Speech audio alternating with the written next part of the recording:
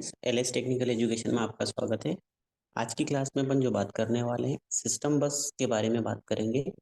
और ये जो है इम्पोर्टेंट टॉपिक है सिस्टम बस वाला। तो यहाँ पे सबसे पहले एक आर्किटेक्चर की हेल्प से इसको समझने की कोशिश करते हैं कि सिस्टम बस क्या है। तो सभी स्टूडेंट्स ने जो है मदरबोर्ड देखा होगा, और मदरबोर्ड में इस तरीके का अगर आपने देखा होगा तो इस तरीके की लाइंस होती हैं आपकी। मैं आपको थोड़ा डॉटेड करके दिखाता हूँ कि आपको समझ आएगी। आपके मदरबोर्ड के जो इंटरनल पार्ट्स, क्योंकि जितने भी कंपोनेंट्स होते हैं आपके मदरबोर्ड के, वो किसी ना किसी वायर के थ्रू कनेक्टेड रहते हैं। इस तरीके की लाइंस आपने देखी होंगी मदरबोर्ड में।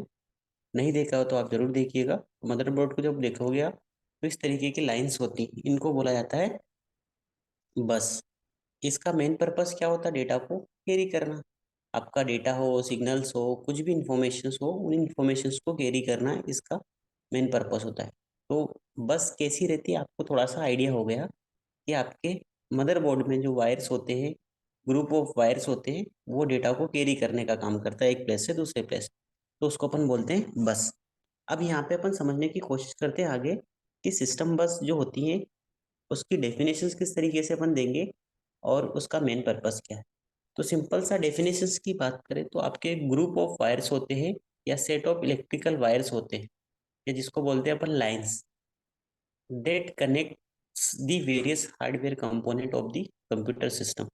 तो आपके कंप्यूटर सिस्टम के डिफरेंट डिफरेंट हार्डवेयर कंपोनेंट्स होते हैं, उनको कनेक्ट करने के लिए जिन वायर्स का या जिन लाइंस का यूज होता है उनको बोला जाता है सिस्टम बस।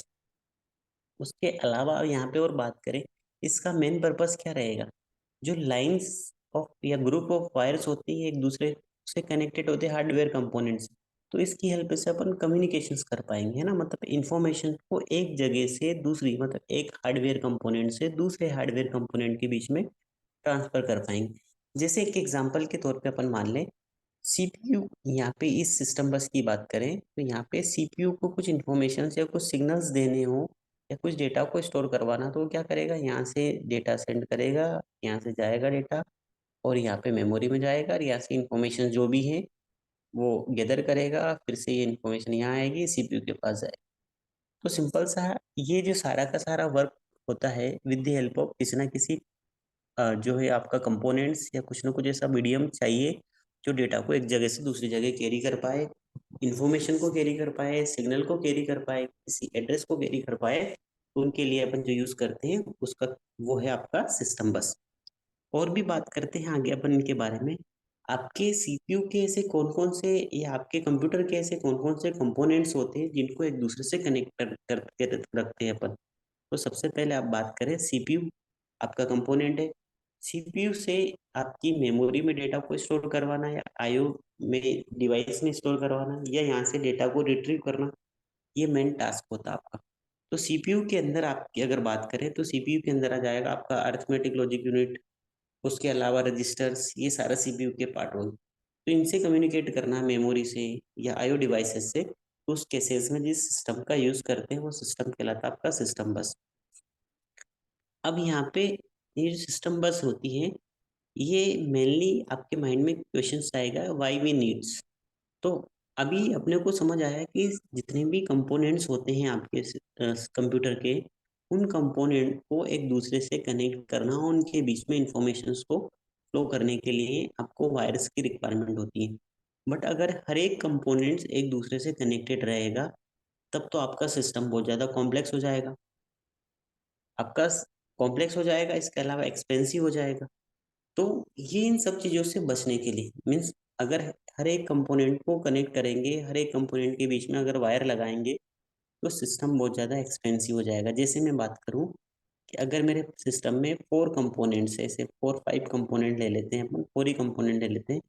हर एक कंपोनेंट को एक दूसरे से कनेक्ट करेंगे तो बहुत ज़्यादा वायर्स लगेंगे। जैसे ये इस तरीके से कनेक्ट करा, अब इस कंपोनेंट को यहाँ से कम्युनिकेट करना तो यहाँ पे भी वायर लगाएंगे, इसको इससे कम्युनिकेट करना तो यहाँ पे भी वायर लगाएंगे। तो ये एक टाइप का टोपोलॉजी बन जाएगा। उस टोपोलॉजी का नाम है मैच टोपोलॉजी। जितने भी कंपोनेंट्स होते हैं आपके सिस्टम में, अगर वो एक दूसरे से कनेक्टेड रहेंगे सारे से, तो वो कहलाती है आपकी मैच टोपोलॉजी। ऐसा करेंगे तो आपका सीपीयू के जो अंदर का स्ट्रक्चर अगर आप उसको ओपन करोगे तो फिर वो बहुत ज़्यादा कॉम्प्लेक्स हो जाएगा, बहुत ज़्यादा वायर दिखेंगे आपके इसमें, और इसके अलावा एक्सपेंसिव भी हो जाएगा। तो इस प्रॉब्लम से बचने के लिए अपन जिस सिस्टम का यूज़ करते हैं, कॉमन बस या कॉमन कंपोनेंट के थ्रू इन सब चीज़ों को कनेक्ट करने का काम करते हैं, वो कंपोनेंट्स कहलाता है आपका बस। ये जो बस होती है आपकी, ये आपके डेटा को भी कैरी करेगा, आपके सिग्नल को भी कैरी करेगा, और साथ में आपके एड्रेस को भी कैरी करने का काम करता है। तो आपके मेनली 3 कंपोनेंट्स होते हैं आपके सिस्टम बस में। एक होता है डेटा बस, एक होता है एड्रेस बस, सेकंड वन होता थर्ड वन होता है आपका कंट्रोल बस। अभी फिलहाल के लेवल पे अपन मान के चलें कि आपका डेटा बस क्या करेगा, आपका जो भी डेटा होगा उस डेटा को कैरी करेगा। क्या करेगा? डेटा बस ओनली डेटा को कैरी करने का काम करेगा। कहाँ से कहाँ कैरी करेगा? आपका सीपीयू से लेकर मेमोरी, या आईओ डिवाइसेस या आपका सीपीयू तक वापस ले जाने का काम करेगा। इसलिए इसको बोला जाता है बाई डायरेक्शनल। अभी मैं एक डायग्राम दिखाऊंगा, उससे ज़्यादा अच्छे से समझ आएगा। फिर बात करें एड्रेस बस का। एड्रेस बस क्या करेगा? ओनली आपके एड्रेस को कैरी करने का काम करेगा। जो भी आपका एड्रेस होगा, जैसे सीपीयू ने बोला कि मेमोरी नंबर पर्टिकुलर मेमोरी पे जाइए और वहां से डेटा लाइए, तो वो पर्टिकुलर एड्रेस जो जाएगा वो एड्रेस बस के थ्रू जाएगा। और कंट्रोल बस क्या करेगी? उस डेटा पे क्या वर्क करना है, उनको कंट्रोल करना है, और कौन सा ऑपरेशन परफॉर्म करना है, ये सारा का सारा जाएगा आपका कंट्रोल बस के थ्रू। अब ये कितने कितने बिट के होंगे, कितने बाइट के होंगे, इस पर भी अपन आगे जाएंगे। अभी फिलहाल अपन एक डायग्राम को समझते हैं, उस डायग्राम की हेल्प से सारी चीजें आपको ज्यादा अच्छे से क्लियर हो पाएगी। तो आपका सीपीयू अपन ने देखा था कि आपके मेनली मेजर 3 कंपोनेंट की बात करते हैं। एक हो गया आपका सीपीयू, मेमोरी और इनपुट आउटपुट। अब इन सारे कंपोनेंट को एक दूसरे से कम्युनिकेट करवाना, एक दूसरे से कनेक्ट करना है। तो आपके पास एक डेटा बस होगी। ये तीनों अलग अलग है ना, डेटा बस अलग है, एड्रेस बस अलग है, कंट्रोल बस अलग है। डेटा बस जो रहेगी उसमें आप सारे ये जो है सीपीयू जिस भी डेटा की डिमांड करेगा, चाहे वो मेमोरी से करे चाहे आईओ से करे, तो सीपीयू क्या डेटा चाहिए तो उस केसेस में वो यहाँ से एड्रेस पास करेगा, और एड्रेस पास करके इस मेमोरी लोकेशंस पे जाइए और डेटा आपको मुझे दे दीजिए। क्या हो सकता है? सीपीयू डेटा भेजे कि इस डेटा को पर्टिकुलर मेमोरी लोकेशन पे स्टोर करवाना। तो ये जो होता है बाई डायरेक्शनल होता है। देखिए आप इस बस जो डेटा बस से कनेक्टेड होते हैं तीनों के तीनों, ये बोथ वे कनेक्टेड होते हैं, बाई डायरेक्शनली कनेक्टेड होते हैं। एड्रेस बस की बात करें तो एड्रेस बस से ये तीनों के तीनों कंपोनेंट यूनी डायरेक्शनल होते हैं। मीन्स आपका यहाँ पे जो कम्युनिकेशंस होगा सीपीयू से, डेटा जो है सीपीयू एड्रेस देगा कि आपका डेटा मेमोरी इस लोकेशन पे है या आईओ की इस लोकेशन पे, इसको स्टोर करवाना, रिट्रीव करवाना, या जो भी करना है वो वन डायरेक्शनल होगा। अब वो डेटा जब यहाँ से ये एड्रेस सीपीयू ने यहाँ से एड्रेस पास करेगा, मेमोरी के उस लोकेशन पे जाएगा, वहाँ से डेटा जो है डेटा बस के थ्रू पास हो जाएगा। तो आपका टास्क किस तरीके से परफॉर्म होगा। और उसके अलावा फिर आपका आता है कंट्रोल बस। कंट्रोल बस भी बाई डायरेक्शनल होती है। तो बाय कंट्रोल बस के थ्रू जो भी आपको इंस्ट्रक्शन मिलेंगे वो सारे के सारे कंपोनेंट से बाई डायरेक्शनल कनेक्टेड होंगे। सिंपल सा मैं एक एग्जांपल की हेल्प से अपन समझने की कोशिश करें। सीपीयू ने इंस्ट्रक्शन दिए, पहली स्टेप में क्या करेगा? सीपीयू एड्रेस ट्रांसफर करेगा, है ना। तो सीपीयू ने एड्रेस ट्रांसफर करा, अगर अपन मान लेते हैं कि उसने बोला 30 लोकेशंस, मेमोरी की 30 लोकेशंस पे जाना, तो यहाँ से एड्रेस बस के थ्रू आपका डेटा आएगा, एड्रेस आएगा, और यहाँ से जो है मेमोरी के पास जाएगा। मेमोरी में जो भी लोकेशंस होगी आपकी 30 नंबर की लोकेशंस, उस लोकेशन से आपका डेटा उठेगा, और वो डेटा डेटा बस के थ्रू पास होगा, और वो यहाँ से डेटा जाके सीपीयू के पास चला जाएगा। एक छोटा सा एग्जांपल से मैंने समझाने की कोशिश करी। अब इनको one by one upon detail में समझने की कोशिश करते हैं कि किसका क्या मीनिंग है। सबसे पहले डेटा बस की बात करते हैं। जैसा कि नाम सजेस्ट है इसका, कि आपका डेटा बस ओनली डेटा को कैरी करने का काम करेगा, ट्रांसफर करेगा कहाँ से कहाँ। डेटा जो ट्रांसफर होगा आपका सीपीयू टू मेमोरी या आईओ, या वॉइस वर्स, है ना। मतलब मेमोरी टू आईओ, मेमोरी और आईओ टू सीपीयू। मतलब आप यहाँ से ऐसा बोल सकते हैं कि सीपीयू से डेटा जो ट्रांसफर होगा या तो मेमोरी या आईओ के बीच, है ना, आईओ, है ना, या तो ऐसे जाए, मीन्स डेटा या तो इस डायरेक्शन में जाए या डेटा इधर की डायरेक्शन में जाए, मतलब किसी भी डायरेक्शन में डेटा ट्रांसफर हो सकता है। इसलिए इसको बोला जाता है बाई डायरेक्शनल। डेटा बस जो होती है बाई डायरेक्शनल होती है।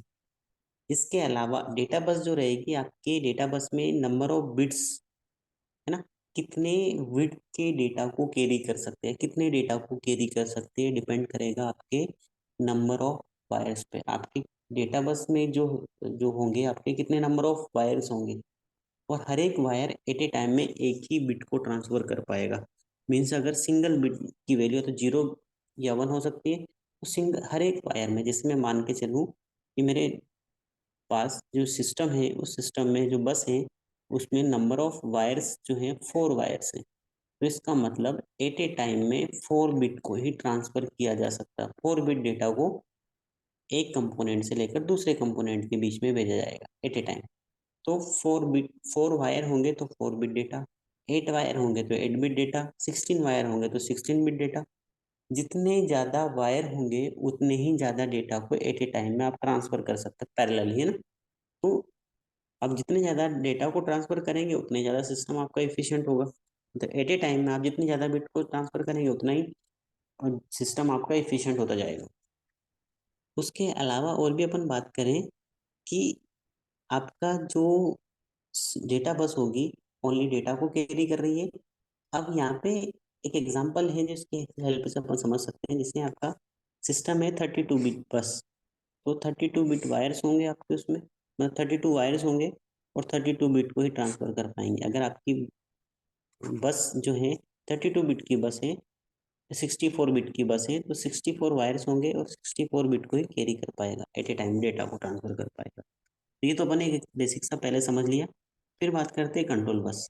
कंट्रोल बस का जो मेन टारगेट है वो क्या टारगेट है कि आपके जो भी कंट्रोल होंगे, कंट्रोल किस चीज़ का कंट्रोल, कि आपके सिस्टम में जितने भी नंबर ऑफ आपके रजिस्टर होंगे उन सारे के सारे रजिस्टर को हैंडल करना, और कौन सा इंस्ट्रक्शन पहले एग्जीक्यूट करना, ये सब के सब जाएंगे आपके कंट्रोल बस के थ्रू। तो जितने भी आपके कंपोनेंट्स होंगे उन कंपोनेंट्स को कंट्रोल करने का और साथ में टाइमिंग सिग्नल ट्रांसफर करने का, है ना, ये टाइमिंग सिग्नल को जनरेट करने का काम जो होता है कंट्रोल बस के थ्रू होगा। और यहाँ पे आपका जो सीपीयू होगा वो क्या करता है ना, कंट्रोल बस की हेल्प से कम्युनिकेट करेगा सारी डिवाइसेस को कनेक्ट करने के लिए। अब यहाँ पे जो भी आपका कंट्रोल सिग्नल्स होंगे वो क्या करेंगे, कंट्रोल सिग्नल का मेन पर्पस है, आपके जो कंट्रोल सिग्नल है, कंट्रोल सिग्नल का मेन पर्पस क्या है कि आपके कौन सा इंस्ट्रक्शन कब एग्जीक्यूट, मतलब जो भी आपका इंस्ट्रक्शंस हैं उन इंस्ट्रक्शंस में से आपका दो कंपोनेंट हो गया आपके, एक हो गया टाइमिंग कंट्रोल, टाइमिंग सिग्नल, एक हो गया कंट्रोल सिग्नल। तो कंट्रोल सिग्नल का मेन पर्पस रहेगा कि आपके जितने भी रजिस्टर हैं उनको हैंडल करना, हैंडल ऑल दी रजिस्टर्स, ये करेगा हैंडल ऑल दी रजिस्टर, जितने भी रजिस्टर होंगे आपके सीपीयू में वो सबको हैंडल करेगा। और टाइमिंग सिग्नल की हेल्प से आपका क्या होगा, कौन सा इंस्ट्रक्शन कब एग्जीक्यूट किया जाएगा। तो आपका कंट्रोल बस भी बाई डायरेक्शनल होती है। अब यहाँ पे कंट्रोल बस में जो मैंने दो चीज़ें बताई थी, कंट्रोल सिग्नल का मीनिंग बताया था, एक आपका कंट्रोल यूनिट की हेल्प से जनरेट होंगे कंट्रोल सिग्नल, कौन जनरेट करेगा, सीयू, कंट्रोल यूनिट जनरेट करती है। और क्या काम करेगा, handle all the registers. Timing signals की बात करें तो मेमोरी और आईओ के बीच में जो ऑपरेशंस होंगे सीपीयू क्लॉक के साथ सिंक्रोनाइज कर पाए, या कौन सा इंस्ट्रक्शन कब एग्जीक्यूट होगा, ये किया जाएगा आपका टाइमिंग सिग्नल की हेल्प से। तो जो भी आपके कंट्रोल सिग्नल्स होंगे, कौन कौन से टाइप के कंट्रोल सिग्नल्स होंगे उनकी बात करते हैं। सबसे पहले अपन बात करें मेमोरी रीड। तो मेमोरी रीड, अगर इस टाइप का सिग्नल भेजा सीपीयू ने, ये आपका मान लेते हैं कि सीपीयू है, ये सीपीयू है, और सीपीयू ने सिग्नल भेजा कि आपको डेटा जो है रीड करना मेमोरी से। तो ये सिग्नल जो है आपका कहाँ जाएगा, कंट्रोल बस के थ्रू जाएगा, है ना। कंट्रोल बस सिग्नल भेजा तो आपका मेमोरी की पर्टिकुलर जो भी लोकेशंस होंगी, है ना, तो उस मेमोरी की लोकेशंस से आप क्या होगा, आपका डेटा बस जो होगी, है ना, तो उस लोकेशंस पे आपका क्या करेगा, आपकी डेटा बस से जो डेटा उठाएगा, है ना। और आपका जो डेटा बस, ये सिंपल सा मैं मान के चलूँ, सी मेमोरी रीड की बात करें तो मेमोरी रीड में क्या होगा, आपका ये मेमोरी है आपकी, और यहाँ से सीपीयू ने कंट्रोल सिग्नल भेजा कि मेमोरी रीड वाला, तो आपको क्या करना, यहाँ पे आपको बोला जाएगा कि मेमोरी की पर्टिकुलर लोकेशंस, जैसे ये लोकेशंस मान ले, इस लोकेशंस पे जो भी आपका डेटा होगा उस डेटा को आपको डेटा बस में पुट करना। जैसे डेटा बस में रखेंगे और सीपीयू उसको रीड कर लेगा। तो मेन पर्पस क्या हुआ, पर्टिकुलर मेमोरी लोकेशन से, है ना, उस डेटा को डेटा बस पर ट्रांसफर करना। तो मेमोरी लोकेशन से डेटा को डेटा बस में ट्रांसफर करना हो जाता है मेमोरी रीड। मेमोरी राइट का मीनिंग क्या होता है कि आपकी ये जो डेटा बस है, इस डेटा बस से पर्टिकुलर लोकेशंस पे डेटा स्टोर करना, ये हो जाता है आपका मेमोरी राइट। सिमिलर वे में आईओ रीड का मतलब, आईओ रीड का मीनिंग की भी बात करें तो आईओ रीड में भी क्या होगा कि आपका जो भी आईओ जो लोकेशन से आईओ रीड की जो लोकेशन है उसमें से डेटा अगर आप डेटा बस में रखोगे तो आईओ रीड हो जाएगा, और डेटा बस से डेटा आपकी पर्टिकुलर मेमोरी लोकेशन पे ले जाओगे तो आईओ राइट हो जाएगा। ये चार टाइप के आपके सिग्नल्स होते हैं। इन सिग्नल का बेसिक सा मीनिंग आपने समझ लिया। फिर अपन बात करते हैं कि जो भी इसके अलावा और कौन कौन से कंट्रोल सिग्नल्स हो सकते हैं या कंट्रोल बस और क्या कर सकती है। इंटरप्ट हो सकता है, किसी प्रोसेस को कंटिन्यूशन में चल रही है उसको इंटरप्ट रोकना है, इंटरप्ट सिग्नल भेजेंगे। हो सकता है उस इंटरप्ट सिग्नल का एक्नॉलेजमेंट सेंड करना हो, बस की रिक्वेस्ट करना हो, किसी को डेटा ट्रांसफर करना हो, बस बिजी है तो उसकी रिक्वेस्ट करना हो, बस को ग्रांट करना हो, मतलब बस को परमिशन देने का, हाँ आप बस फ्री हो गए आप डेटा को ट्रांसफर कर सकते हो। ये सारा का काम कंट्रोल बस के थ्रू होता है, सारे सिग्नल भेजे जाते हैं। और ये एग्जांपल जो कि मैंने अभी समझाया कि सीपीयू अगर किसी डेटा को रिराइट करना चाहता है मेमोरी से तो किस तरीके से रिराइट करेगा, वो मैंने अभी आपको समझा दिया। फिर बात करते हैं अपन एड्रेस बस की। एड्रेस बस का सिंपल सा मीनिंग है कि आपके जो एड्रेस है उसको कैरी करना। जो भी आपका एड्रेस होगा उस एड्रेस को कैरी करना, कहाँ से कहाँ कैरी करना, सीपीयू से। सीपीयू ने इंस्ट्रक्शन दिया कि मुझे मेमोरी के इस लोकेशन से डेटा को रीड करना, या इस मेमोरी पे डेटा से रीड करना, या उस मेमोरी पे डेटा को राइट करना। तो सीपीयू इंस्ट्रक्शन देगा और ये वन डायरेक्शनल होता है, मतलब सीपीयू के इंस्ट्रक्शन के अकॉर्डिंग मेमोरी में डेटा रीड राइट होगा, या आईओ में डेटा रीड राइट होगा, या किसी पर्टिकुलर लोकेशंस पे डेटा स्टोर होगा। तो ये सारा का सारा काम जो होता है ये होता है with the help of data bus. Data address bus की हेल्प से आपका तो एड्रेस आएगा, सीपीयू इंस्ट्रक्शन देगा, एड्रेस आएगा, और फिर डेटा बस से डेटा उठा के उसको रिडाइट जो भी है सारी इंफॉर्मेशन की जाएगी।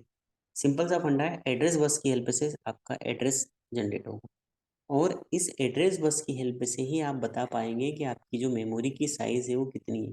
मैं मान के चलता हूँ 4096 × 16, ऐसा कुछ मान लिया। इसका सिंपल सा मीनिंग है, मेमोरी के साइज को डिफाइन करने का इस तरीके से अगर मैंने लिखा तो इसका क्या मीनिंग है कि आपके सिस्टम में नंबर ऑफ वर्ड्स जो होंगे, नंबर ऑफ वर्ड्स जो होंगे वो 4096 होंगे, और हर एक वर्ड की साइज, वर्ड साइज जो होंगी, वर्ड साइज जो होंगी वो 16 बिट होंगी। तो यहाँ से क्या पता चलेगा, एड्रेस बस की हेल्प से आप ये बता पाएंगे कि आपकी मेमोरी की फिजिकल साइज क्या है। तो यहाँ इसको अगर आप लिख पाओगे तो इसको किस तरीके से लिखोगे, इसको लिखोगे 2 की पावर 12, है ना। 4096 वर्ड्स को आप 2 की पावर 12 लिखोगे तो 12 बिट आपका एड्रेस है। मीन्स आपकी जो मेमोरी होंगी आपके इस तरीके से हर एक लोकेशंस को स्टोर कर, कितने लोकेशंस होंगे टोटल, नंबर ऑफ 01 से लेकर 4096। ये लोकेशंस की वैल्यू की बात करें तो ये 12 0 से लेकर 12 1 है ना। तो इस तरीके से आपका जाएगा डेटा, ये लोकेशन पर, और से लेकर 12 1 तक जाएगा डेटा, है ना। ये लोकेशन से, अब इस एड्रेस, ये लोकेशन मतलब बोले तो एड्रेस, इसकी हेल्प से आप ये आइडेंटिफाई कर पाओगे कि आपका मेमोरी की फिजिकल साइज क्या है।